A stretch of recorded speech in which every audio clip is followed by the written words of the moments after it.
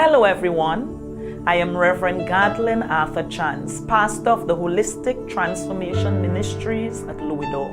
This is a branch work of the Calvary Road Deliverance Tabernacle under the umbrella of the Pentecostal Assemblies of the West Indies. I am also a special education teacher, having taught for 34 years of my life. Bridging the Gaps will be aired on the Tobago Inspirational Network every Saturday at 8 p.m. The program is expected to keep you at the edge of your seat. Join us as we deal with issues relating to the stages of early childhood to adolescence.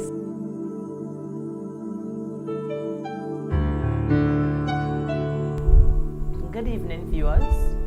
Indeed, it's a pleasure to welcome you to another episode of Bridging the Gap.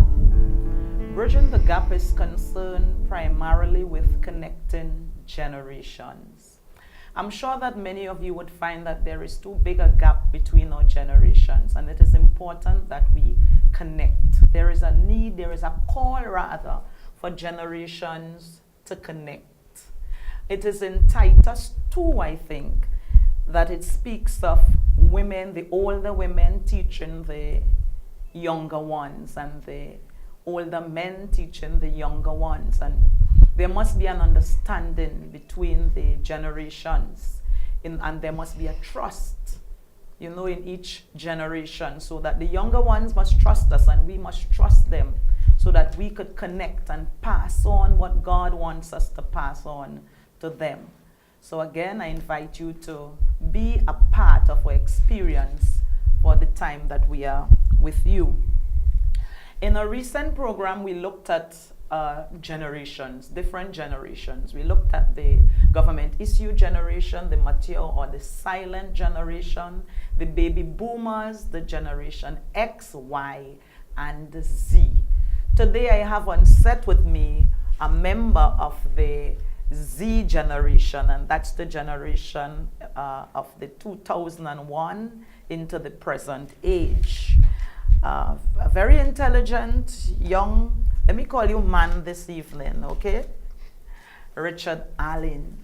And before I engage Richard, I would really like to congratulate his mother and father, Richard and Victoria Allen, and his principal and teachers of the St. Patrick's School for having impacted the life of this young man.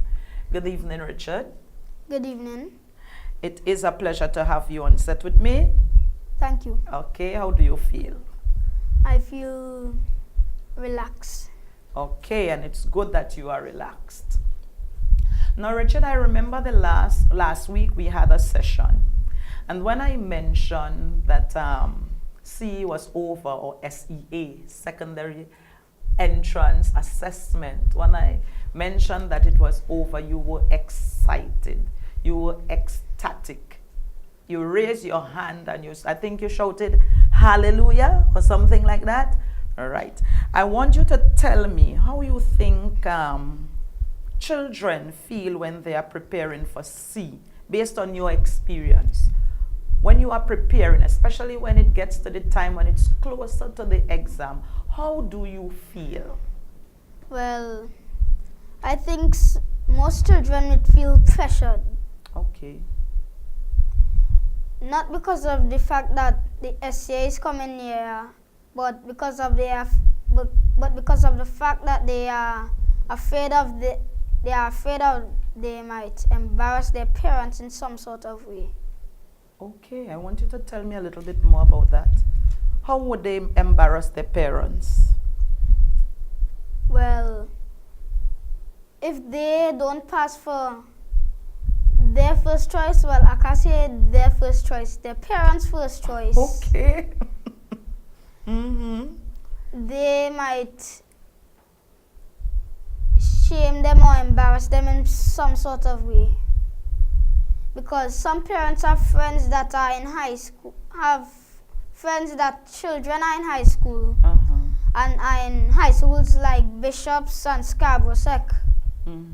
And your parents might be pushing you and pressuring you so that you might get to that school. And in a way, the child would feel scared and in a corner or something like that. Okay, there you have it. So you are telling me that some parents are concerned about themselves. Yes. And how they look in the eyes of their friends. I want to make sure that I understand what you're saying. That the children feel pressured because the parents want them to pass for the school of the parent choice. Yes. Okay, so as to look good in the eyes of their friends. Okay.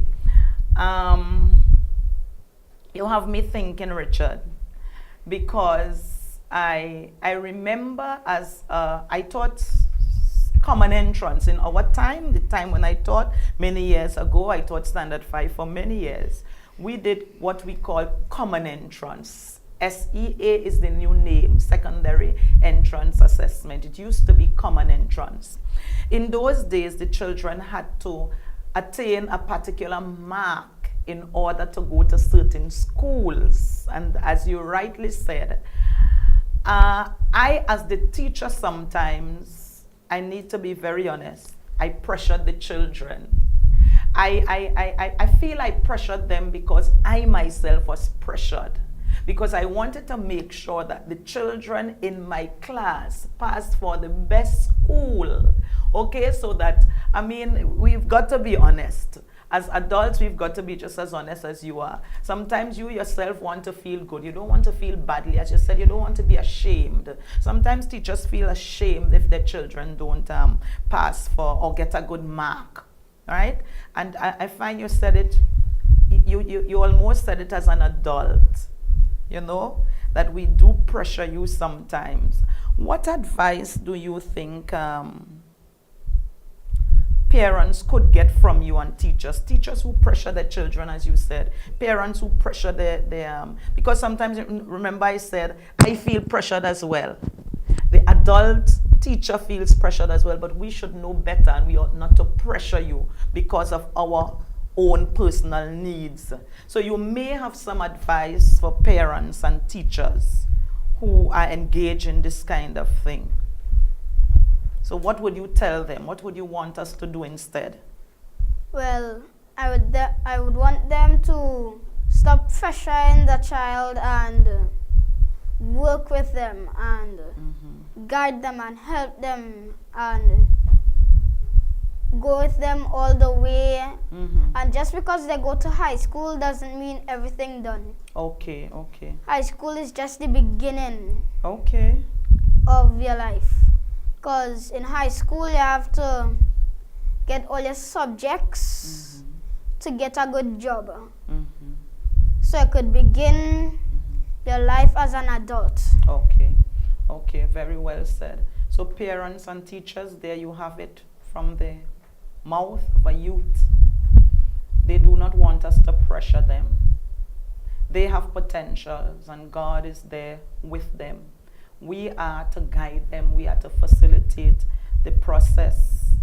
And he gave us an advice. Don't pressure your children, because I have experience being in the examination room and children are experiencing anxieties and they can't even function. Some of them just start crying, you know, probably because of the pressure, as Richard said, you know, and on the day they're not able to perform to their fullest potential.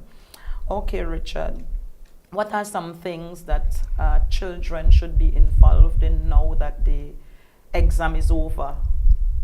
Well, I think they should be involved in activities like sports, for say like football, basketball, for females netball, hockey, and all other sports. Okay. Is this an indication of what you are involved in? Yes. What are you involved in? I'm involved in football, hockey, and sometimes I play basketball. All right. So, is it your opinion that after the exam, that all you should be involved in is play, although the activity is extremely important as you are growing children? What do you think? Should they be engaged in anything else other than play? Yes, they should, because just because the exam is over doesn't mean you're not supposed to revise or go through any more work. You could revise and pick up a book sometimes, because if you don't, when you're going to high school, you might not remember anything you learned in primary school. Okay. They may forget, Yes. right? So it is important that you have fun, that you play, whether it be team sports or individual games and that kind of thing. But you ought to have a balance. That's what you're telling us. You ought to have a balance. So you must continue to do some reading. You must continue to do some revision. Make sure that you engage in something that would keep the brain ticking, so that when you enter your secondary school, you would not be there blank. Not so? Yes. Okay. You told me that you engage in certain sporting activities, games. Do you have any adults that engage with you as you play your, what is it? What do you play? Your football, sometimes marble pitch, okay, basketball, and hockey. Right. Who do you play with? Sometimes my parents and my aunt that lives a road across from us. Okay. So you don't play with young people like yourself? Yes, sometimes I play with my siblings. Okay. Who you play with more? My siblings. All right. All right. Now tell me something. When you play with your aunt and your parents and whatnot, do you enjoy playing with them? Yes, I do. Tell me why. Because, like, see, for marble pitch, I've read a factual book about it, and it says that marble pitch has been around since the Stone Age. Okay. So, my aunt hasn't been around since the Stone Age, but she's about your age. All right. So she might know more moves and tricks in marble pitch. All right. So you're saying that you learn some techniques, yes, and some skills, right? When you so your aunt is a marble pitcher? Yes. Okay, so we have females who are skillful marble pitchers as well. All right, and you enjoy having that fun with adults, and sometimes perhaps you're happy because you can probably win her. And you can win her in the game, and you communicate with her to your level. And I think young people enjoy that. Not so? Yes. Rather than the adult just talking down to you or criticizing you. I'm sure you enjoy when adults engage in things that you like. Now, I remember last week when we were talking, you spoke about the phone, that you were happy that the exam was over because you can use your phone. Now, we understand you are in the Z generation. That's the generation that is always clicking those knobs on the phone. Sometimes I find that, and remember, I'm adult, right? I'm in the X generation. I'm not going to tell you my age. I was saying that I find them on their phone so much that it seems sometimes as if they don't have their phone, they will not survive. Are you one of those? Well, in a kind of way. So what do you do on your phone? Well, sometimes I text my friends on WhatsApp. I play games, and there's an app called Pinterest that you could download, and you could follow a person named Kester Stevens on Pinterest, and you could get things like maths. You could learn more about maths, language, and creative writing. Okay, so you're saying that the phone could be used for good things as well as things that are not so good, because we have seen and or heard of children who curse out each other on the phone, you know, and they get into some sites that are not sites for, not good sites, bad sites, things that don't teach them anything that would edify them or would help them in any other way. So you are telling us as a young person today that the phone could be used for good things as well as, okay. You know what I use my phone? Sometimes I use my phone to play games, as you say, when I'm bored sometimes. And there are times when, do you know that the Bible is on the phone? Because you told me that you go to church. Yes. The Bible is also on the phone, and there is an audio version where you can listen, you know. So there are good things that you can do with your phone. You see, the phone becomes a negative or a weapon when you use it only for the wrong things, right? So as you rightly say, you can get in there and you can do revision, you can, because you're exposed to a world of information on the phone. Now, what are your views concerning children who are on the phone 24/7? Well, I think they should stop being on the phone 24/7 because they need time to relax and clear their mind. Okay. Because, well, you might not have time to be outdoors and play games or outdoor games. All right. Because some children that have phones might be on the phone and for the whole day and wouldn't go outside. And some children that I know would be on their phone for the entire night and wouldn't get any rest. It's so bad. Who do you think is responsible for that? Because many of these children are in homes with adults, with their parents or some guardian, an auntie, or uncle, or somebody who is in charge of them. What you think? Who is responsible for that? That a child will have his or her phone all night and not have rest.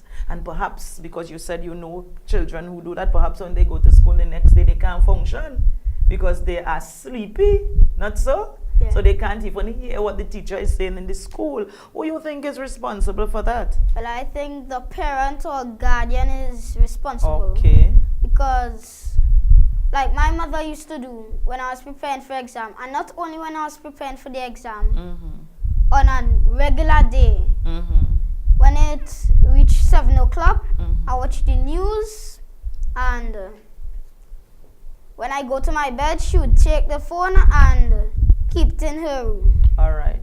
So you think that it is the parent or the guardian should control the use of the phone when a child is very young. And I agree with you. There must be some bit of regulation. Because remember, when you are on the phone, the parent, the adult has to know. Parents, you have to understand it is coming from the mouth of a youth. These children are exposed to wide information that, as we said before, they are not even ready to deal with.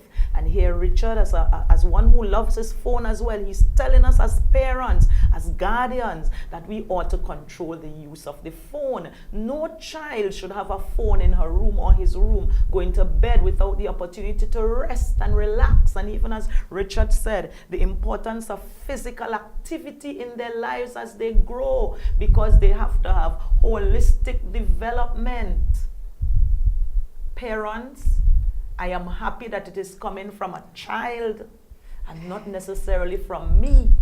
Okay, so we have to beware, because we are the ones who are supposed to be guiding and facilitating the developmental process. We ought to have we have a responsibility to raise them as God wants us to raise them. We are the ones that are responsible for that. Okay? What would you tell? I want you to look into the camera and tell the youth just as you what they should do concerning the use of their phone. Just tell them for me. I want us to emphasize that. Well, children that are around my age You should not be on your phone all the time. You should get time to relax and play outside and rest. You shouldn't be on the phone all the time. The phone is not only used for games. The phone could be used to revise, as I said earlier. To revise, to play games also, but you could revise, play games and text your friends. Okay. So I don't want them to feel that we are saying that they should not have their phones. We understand that the phone is important to them. And perhaps we may be able to find a way to be able to engage in the use of the phone with you. How can we as adults engage in the use of the phone with you rather than criticize you for having been on the phone too often? Apart from regulating the use of it, how can we use it together? Well, there are games, apps that have multiplayer, which means you could play with more than one player at a time at the same game together. The parent could play the game with the child and get to experience what it's like. All right. And you can also teach us some things because you all are phone savvy. You can teach us some things that we don't know about. You can teach us your language because we want to connect. We want to understand what you're saying on the phone so we could text each other. Are you one of them who want to hide the things from us, the LOL and the other things that you all text? No. Right, so we could share that and use it effectively, right? Rather than just thinking of the negative. Richard, our time is going quickly. I want us to talk just a little bit about, recently there was an incident on the Esplanade. Was it the Esplanade? It was by the library. Yeah. Right, where a young boy got into a little thing with another one and he gave him a chop on his head. Now, I remember you said when we started that children sometimes when they go into high school, they feel as if they're finished and that's the time when the parents should be with them. What are your views concerning that? Parents are concerned about the children when they're going to do exam and when they pass their C or they get into their school, they buy new books and brand name sneakers and that kind of thing for them, and they feel, well, yes, my child reached now. My child is in Bishop or my child is in Signal Hill and I can relax. What's your views concerning that in the light of what happened in Scarborough? Well, the parents should, just because SCA finished, the parents shouldn't stop. The parent should always work with the child. All right. Stay with the child and help the child, teach the child and guide the child. All right. Do you think there's a lack of guidance on the part of parents when they go into secondary school? I think so. All right. So what do you think about what happened in Scarborough? That incident where the boy chopped the other one on his head? Well, I think the boy that chopped the other boy was undisciplined. His parents probably didn't discipline him or guide him or teach him enough. I think the parent didn't discipline the child and didn't help him that much. Okay, so we're saying here that when our children enter secondary school, it came from Richard Mouth. He said it's the beginning of your life. I would want to say it's the beginning of your secondary school life. It's just another phase in your life. And our children are young and they need the support and the guidance of their parents. I am not saying that you are going to be talking down to them. Yes, throughout the program we understand that we have to have a relationship with our younger generation so that we understand each other, so that we can do things together, but we have to understand that disciplining and teaching and exemplifying, and when I say exemplifying, Richard, I mean being an example, doing the things that you ought to do that parents did in previous generations.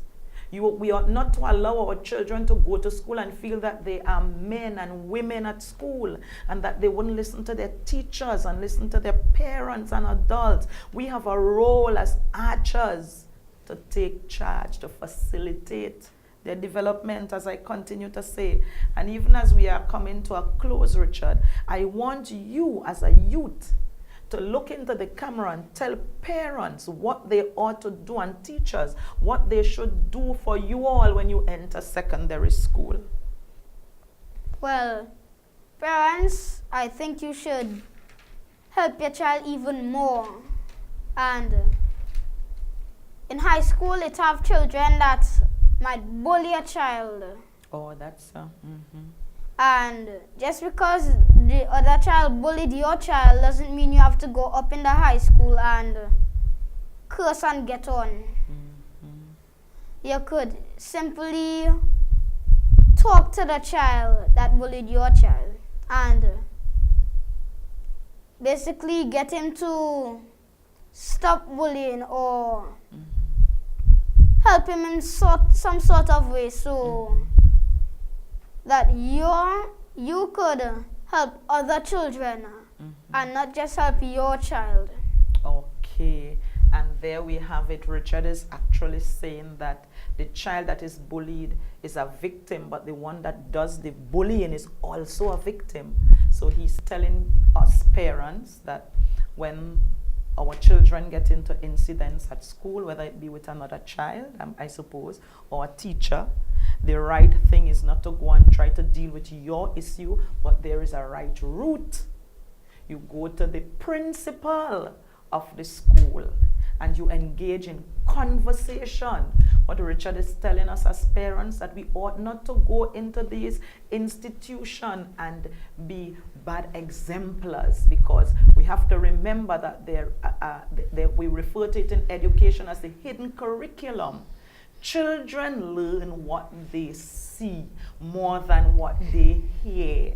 So as a parent wanting a child to live a good life, parents ought to make sure that they do the right thing. And as he said, you go to the school, you speak with the principal, you speak with the teachers, rather than going to deal with your issue, because the child that is engaged in the bullying is also a victim. Both parties need the help.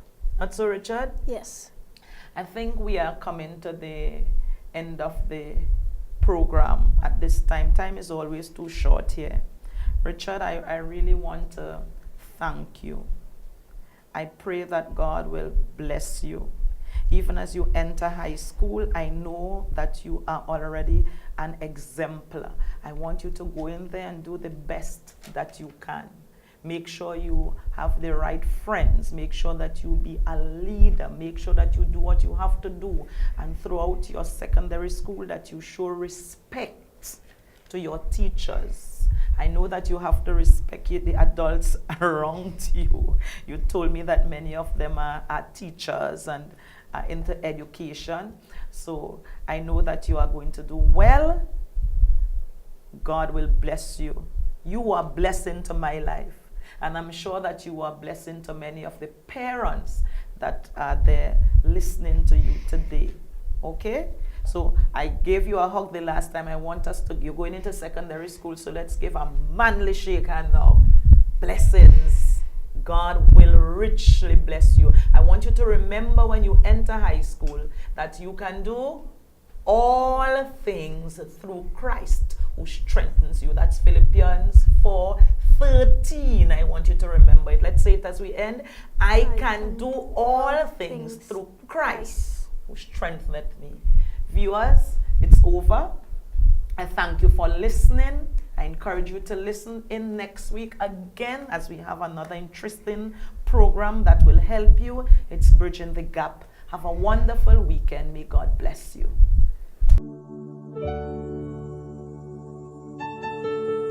Hello everyone. I am Reverend Gartlyn Arthur Chance, pastor of the Holistic Transformation Ministries at Louis.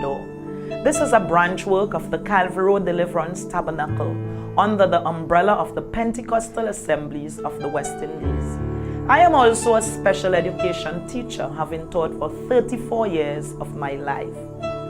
Bridging the Gaps will be aired on the Tobago Inspirational Network every Saturday at 8 p.m. The program is expected to keep you at the edge of your seat. Join us as we deal with issues relating to the stages of early childhood to adolescence.